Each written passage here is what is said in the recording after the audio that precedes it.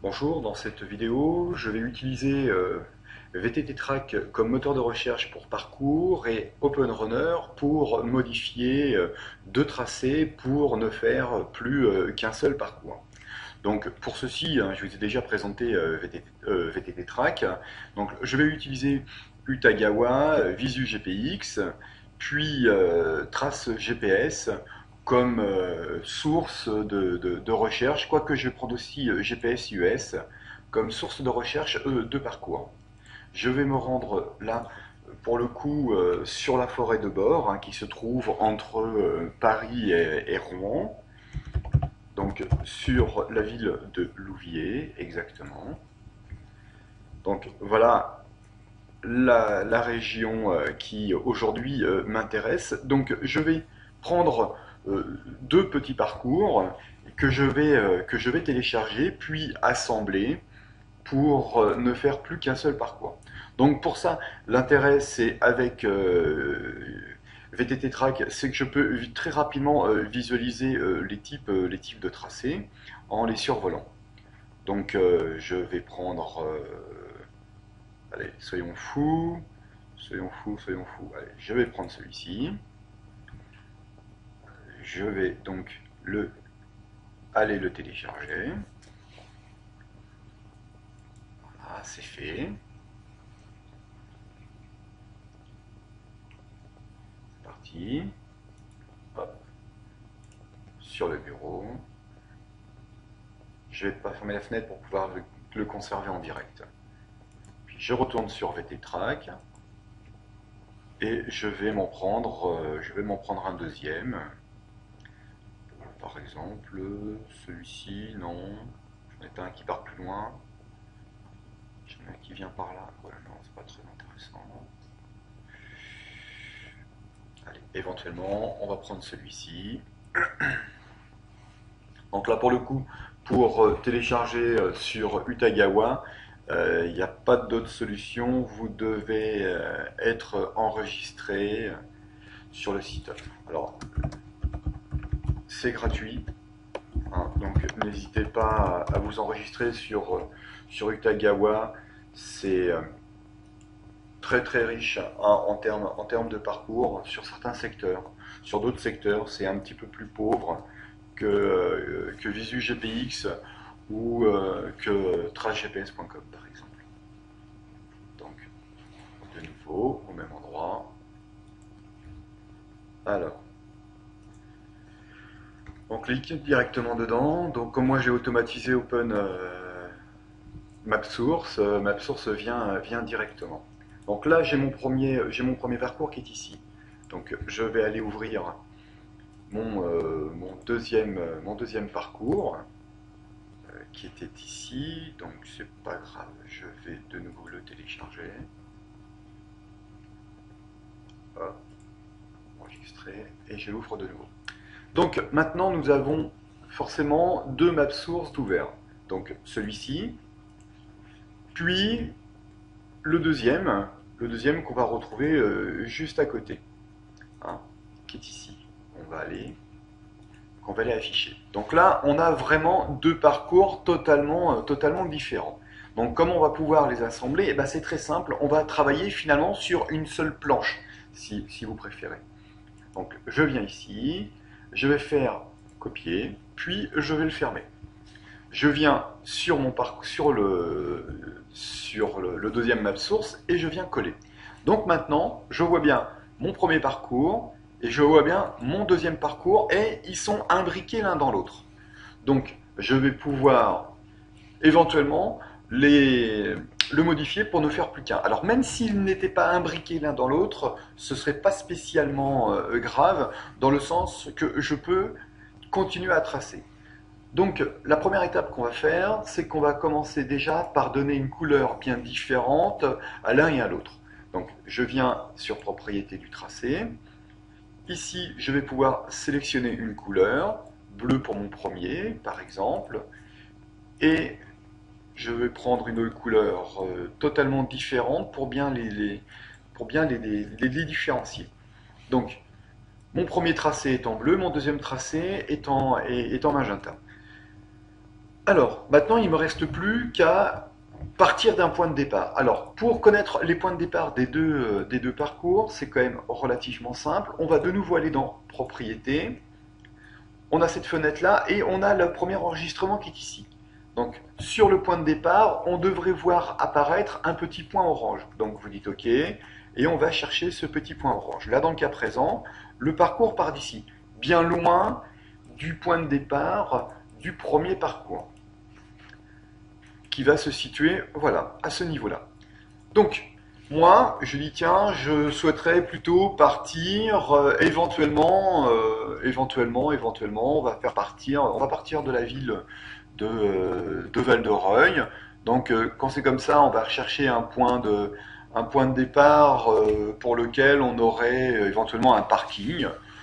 Or, moi, je vous conseille de partir peut-être d'ici. Parfois, c'est assez facile de venir s'y garer. Oui, c'est relativement facile. Donc là, on va partir pour le coup d'ici, par exemple, ou de là. Allez, tiens, allez, on va partir juste à côté du cimetière. Il y a toujours des zones pour se garer sur, sur ces espaces-là. Donc on va partir d'ici. Alors pour ça, ça va être plutôt simple. On va venir dans Propriétés, ici, et on va regarder. Alors déjà, nous, notre parcours part dans le sens inverse de l'autre parcours. Donc on va commencer dans un premier temps d'inverser le sens du parcours. Puis, en utilisant mes flèches, je vais faire descendre le curseur jusqu'au point de départ que je souhaite prendre par défaut.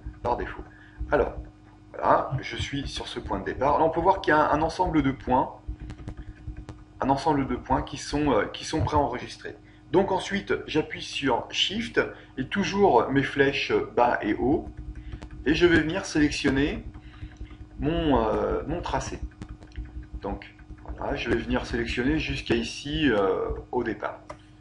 Puis je fais CTRL C pour copier. Je ferme, je vais dans Modifier, Nouvelle piste. Et là, dans Nouvelle piste, je vais me positionner sur Fin et je fais CTRL V. Et j'ai la première partie de mon tracé que je viens de copier. Alors là, par défaut, il vient de le prendre de la même couleur. Donc là, pour le coup, de nouveau, je vais changer la couleur de mon tracé. Donc je vais bien retrouver mes trois tracés de couleurs différentes pour bien les différencier. Donc voilà, au fur et à mesure, je vais venir me déplacer. Alors, on peut éventuellement, là, ce coup-ci, c'est de réduire ma netteté pour venir éventuellement aller jusqu'ici, puisque je vais ensuite venir prendre des bouts de parcours à droite et à gauche. Alors, allons-y. Donc, on va aller jusque là, par exemple. Jusque là, est-ce que si je pars, je vais partir dans ce sens-là après pour pouvoir revenir dans l'autre sens. Donc, on va aller jusqu'à ce point-là. Alors, je vais me revenir sur le point où je me suis arrêté. Je me suis arrêté jusque-là et je vais venir copier jusqu'ici. Donc, là, je déplace de nouveau mes flèches pour revenir au point où je souhaite copier. Donc, de nouveau, je copie.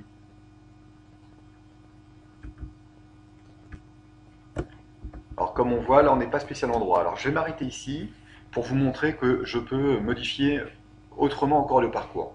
Donc, de nouveau, CTRL-C, puis je ferme, je vais sur Nouvelle trace, et là, de nouveau, je vais me positionner sur Fin, et je fais CTRL-V. Donc, j'arrête ici. Alors, pas très... Puisque moi, je vais venir copier jusque-là, donc il me manque tout de même un petit bout de trait. Donc, c'est pas très important. Comme j'ai toujours sélectionné Tracé, je vais activer l'outil 2D pour dessiner un tracé, et là, de nouveau, mon outil se trouve actif par rapport à mon dernier point. Et là, je vais positionner mon point ici. Puis, j'appuie sur Échappe pour sortir de cette fonction. Je suis bien à ce niveau-là. Donc maintenant, je vais venir chercher mon tracé. Donc, de nouveau, je vais me déplacer pour arriver jusqu'à mon point.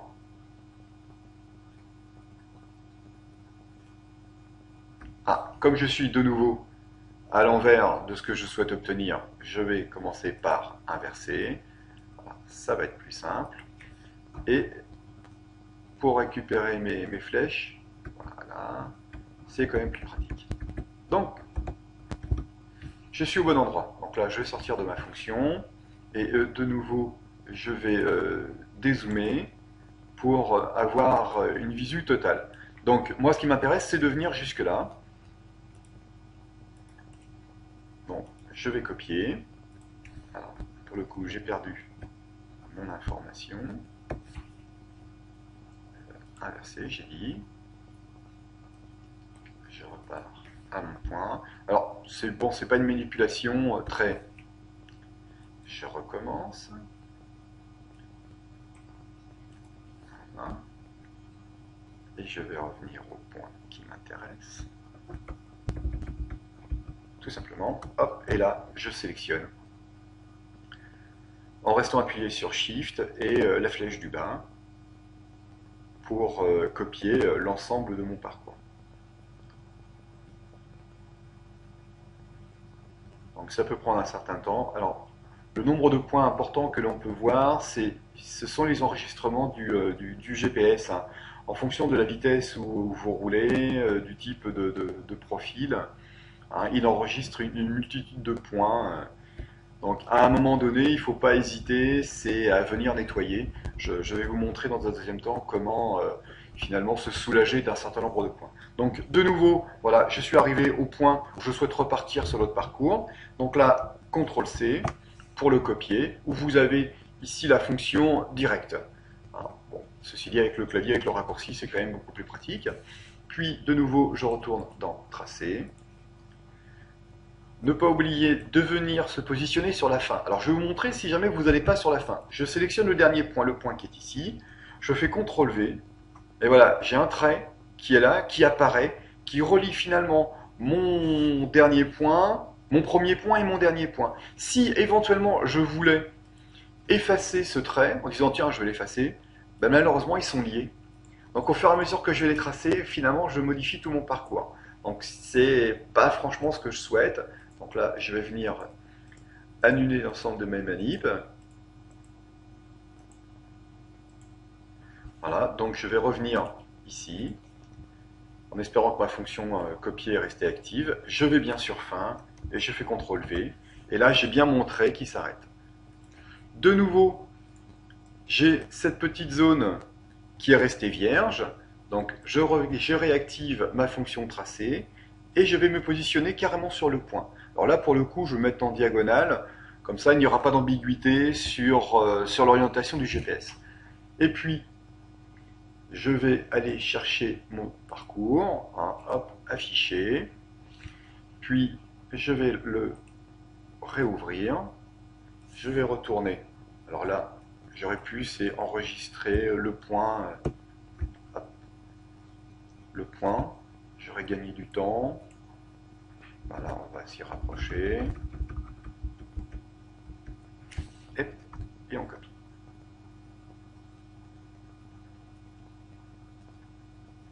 Alors la première partie qui est en rouge, hein, si vous souhaitez la réaliser, le parcours, hein, je vous mettrai en téléchargement sur la zone parcours VTT. Le côté rouge, moi pour ma part, je l'ai réalisé. C'est un petit peu plus accidenté que la partie magenta, hein, qui est beaucoup plus simple d'utilisation. Alors, je suis arrivé, donc c'est logique, à la fin de mon parcours, puisque mon point de départ d'origine était ici. Donc là, CTRL-C. Puis, je retourne sur mon tracé. Et je vais faire CTRL-V. Voilà. Et puis, on va aller télécharger la première partie qui va clôturer mon parcours.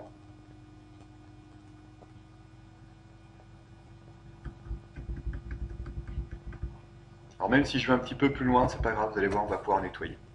Donc, CTRL-C. et CTRL-V. Donc voilà, pour le coup, mon parcours est de nouveau fermé.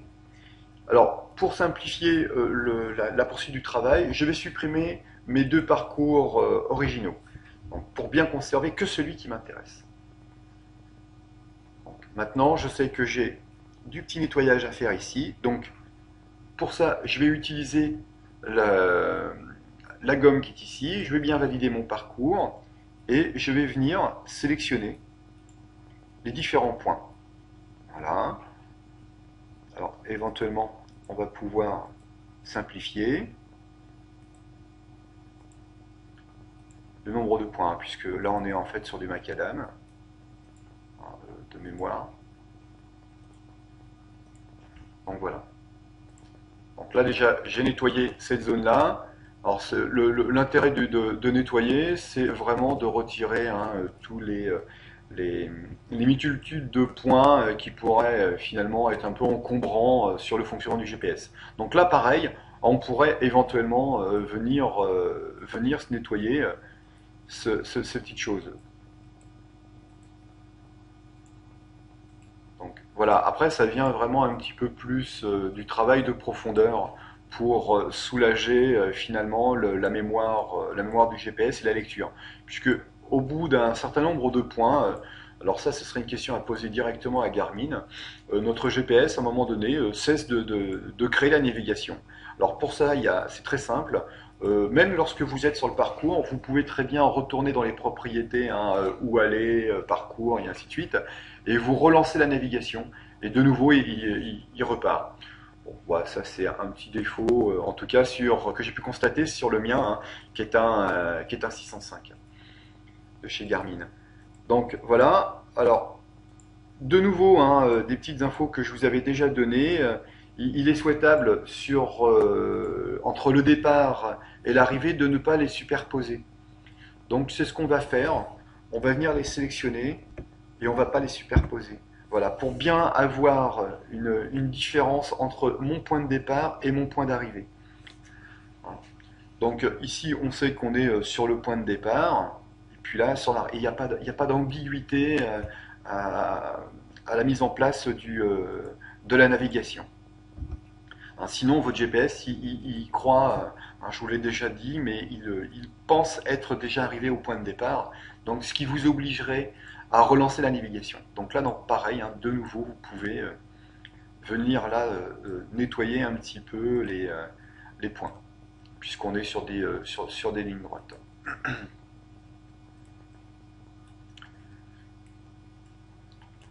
Donc voilà, et bah écoutez, on a un très beau parcours. En termes de distance, on va aller voir ce que ça donne. Du 63 km, ouais, ce qui est relativement réalisable. Donc pas de souci, surtout que la deuxième partie du parcours autour du lac de Pose est plutôt reposante. Là, vous allez pouvoir mettre le turbo ou profiter, si le temps est au beau temps, des tours du lac de Pose, qui est plutôt sympa. Pour ma part, un peu tristouné, c'est un peu plat. Mais ceci dit, la première partie du parcours est un peu plus accidentée. Donc là, on peut vraiment continuer à nettoyer notre parcours, pour bien le fignoler. Donc éventuellement, on peut très bien se dire, tiens, finalement, j'aimerais bien plutôt venir par là que de me taper la grande ligne droite. Alors, vous allez me dire, oui, comment je vais pouvoir éventuellement modifier le milieu de mon parcours? Et bien, au même titre que tout à l'heure, ce qu'on va faire, c'est qu'on va s'ouvrir une nouvelle piste, simplement, qui va s'appeler maintenant piste 01. Alors par défaut, elle prend la couleur de l'autre. On va reprendre, pas le jaune, c'est pas très heureux, le bleu. Voilà, et vous avez vu, j'ai mon petit stylo qui est actif. Donc je vais venir ici, hop, et je vais venir me positionner. Et je vais pouvoir tracer. Alors, on imagine qu'il y a un chemin là. Là, dans le cas présent, je l'ignore, mais on peut l'imaginer. Hop, je viens ici. Donc là, j'ai deux tracés différents. Donc là, bah, c'est très simple. Je vais finalement venir sélectionner mon parcours. Alors ça risque de prendre un petit peu de temps. Je vais venir sélectionner.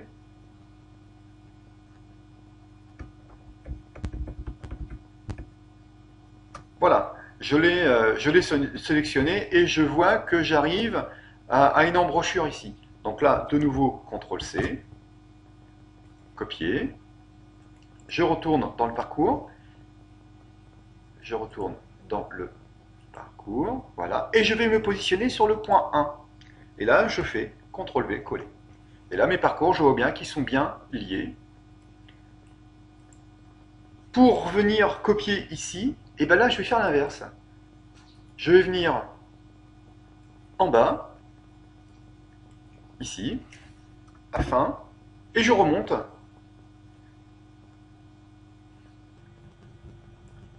Bien, me revoilà après la petite coupure. Donc j'ai sélectionné le parcours et on se retrouve un petit peu après le tracé en bleu que je viens d'effectuer. Bon, de nouveau, rien de très grave, vous allez voir pourquoi. CTRL-C.